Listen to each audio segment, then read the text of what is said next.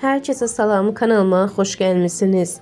Müğənni Yağmur İsmailova sosyal medya hesabında sevgilisi Vüsal'la birlikte yepyeni görüntüler paylaşıp, həmin görüntüləri sizlərə təqdim edirəm. Videonu izləyib, fikirlərinizi də bizimlə paylaşmağı, kanalımıza dəstək olmaq üçün abunə olmağı unutmayın.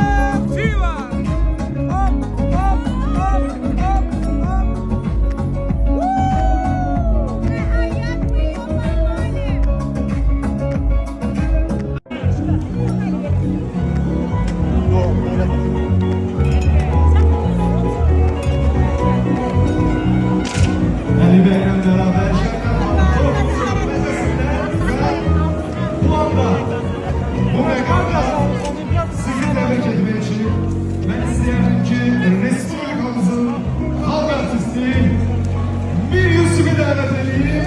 Algın bağlısıyla sebepkarı tebrik etsin. Bir hoş geldin.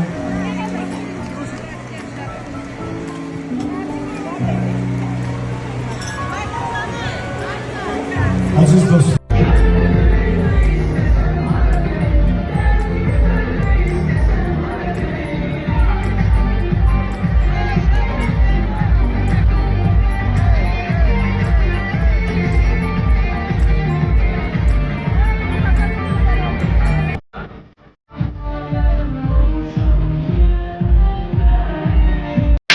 Alacağım ben sen, vermem ben sen.